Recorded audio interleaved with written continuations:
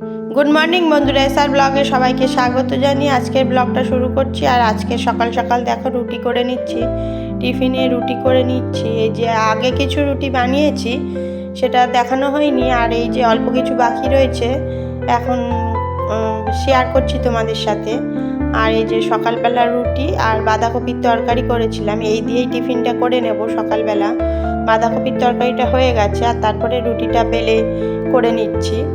আর আজকে ছোটোখাটো একটা পিকনিকের মতন আয়োজন করা হয়েছে। পিকনিক নয়, যেহেতু সরস্বতী পুজো, মানে সরস্বতী পুজোর রবিবারও হয়েছে সোমবারও হয়েছে, 2 দিন পড়েছিল এইবারে সরস্বতী পুজোটা। আর রবিবারে কালকে সরস্বতী পুজো ছিল, ছোটো মেয়ের স্কুলে নিয়ে গেছিলাম, সেটা তোমাদের সাথে শেয়ার করেছিলাম। কালকের ব্লগটা যারা দেখোনি তারা দেখে আসতে পারো।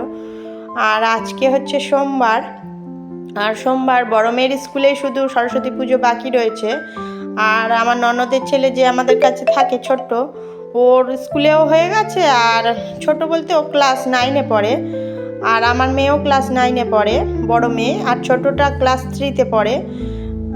ওদের ছোট মেয়ে আর ওই ছেলের স্কুলে কালকে সরস্বতী পুজো হয়ে গেছে, আর আজকে বড় মেয়ের স্কুলে সরস্বতী পুজো। ওই জন্য সরস্বতী পুজোর একটা আমেজও থাকলো, আর ওদের কিছু বন্ধুবান্ধবরা আসবে, সেই হিসেবে আজকে একটু ফ্রাইড রাইস করব মনে করছি, ফ্রাইড রাইস আলুর দম। আর সোমবার, আজকে যেহেতু সোমবার আমি নিরামিষ খাই, ওই জন্য এই মেনুটা রেখেছি, ফ্রাইড রাইস আলুর দম আর চাটনি, আর এইসব মিষ্টি টিষ্টি এইসবই হবে।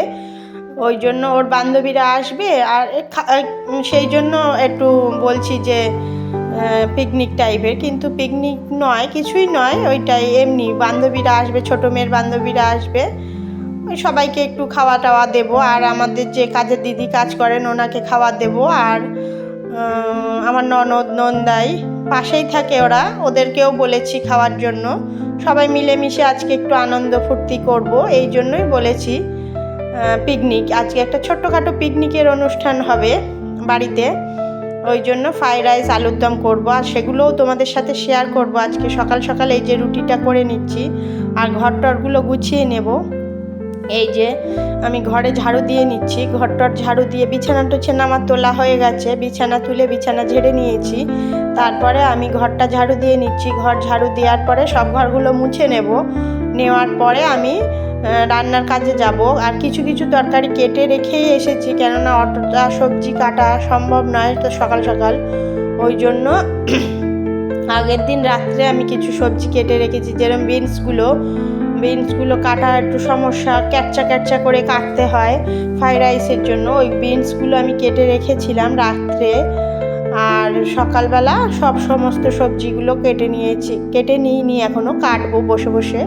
আর বিনসগুলো যেহেতু কাটা রয়েছে সেই হিসেবে বিনস আর কড়াইশুঁটিগুলো, যে মটরশুঁটি, ওইগুলো ছাড়িয়ে রেখেছি।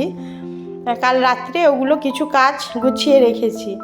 আর আজকে শুধু গাজর, ক্যাপসিকাম, আলু এগুলোই কাটবো, টমেটো এগুলোই কাটা বাকি রয়েছে। আর বিনস আর কড়াইশুঁটিটা আগের দিন রাত্রে বেছে রেখেছি বসে, যেহেতু পড়াশোনা ছিল না, কেননা পড়াশোনা ছিল না, সরস্বতী পুজোর দিন পড়াশোনা করে না কেউ, সেই জন্য সরস্বতী পুজোর দিনকে পড়াশোনা করিনি বলে বিকেল টাইমটা, সন্ধ্যে টাইমটা ফাঁকাই ছিলাম, সেই টাইমটা বসে বসে আমরা 3 জনে বসে বসে বেছেছি। বড় মেয়ে, ছোট মেয়ে, ওরা 2 জনে কড়াইশুঁটি বেছেছে, আর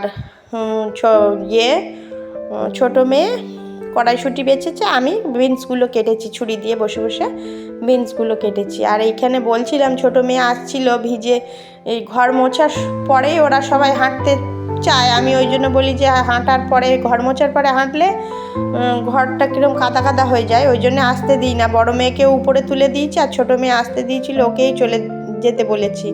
আর এই যে এখন চালটা ধুয়ে নেব, এই যে চালটা মেপে বের করে নিয়েছি, এই যে দেড় রাইস হয় সেইটাই বের করে নিয়েছি মেপে। আর ওই যে ছোটো মেয়ে এখন বসে বসে, ও সবেই ঘুম থেকে উঠলো, ওর চুলের অবস্থা খুবই খারাপ, ও এখন ঘুম থেকে উঠে ওই চালটা নিয়ে বসেছিল, আমি ধুয়ে ভিজিয়ে রেখে এলাম।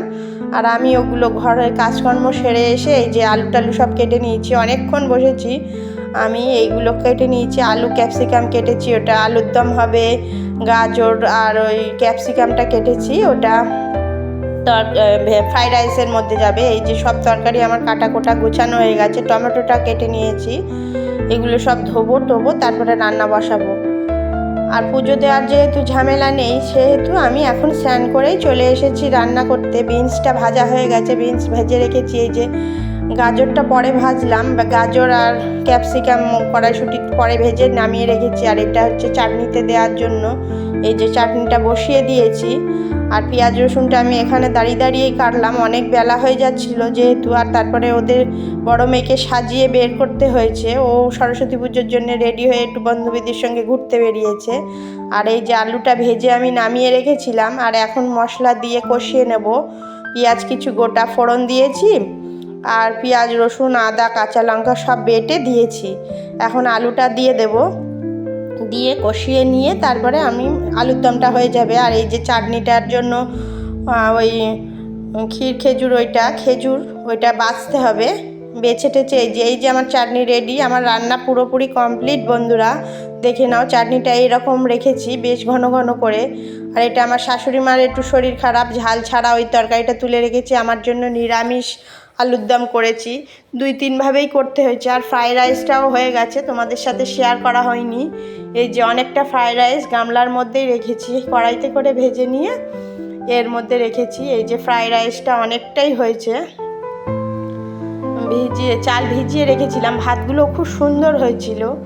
আর ফ্রাইড রাইসটা আমার করা কমপ্লিট হয়েছে, সব রান্না আমি করে নিয়েছি। আর এটা ঝাল দেওয়া, মানে লঙ্কা দেওয়া, পেঁয়াজ রসুন দেওয়া এই আলুর দমটা 2-3 বার ভাগে ভাগে করতে হয়েছে আলুর দমটা। পেঁয়াজ রসুন আমি খাবো না, আজকে সোমবার। আর এই যে আমার শ্বশুরমশাইয়ের খাবারটা গুছিয়ে রেখেছি। আর এই যে আমার ছোটো মেয়েকে খেতে দিয়েছিলাম, ও একটু শাড়ি পরে ঘুরতে বেরিয়েছিল, আর ওই যে ব্লাউজটা পরেই রয়েছে, আর ব্লাউজটা পরেই খেতে বসে গেছে। আর এই যে আমার মেয়ের বান্ধবীরা এসছে, এই যে গুছিয়ে দিয়েছে খাবারটা।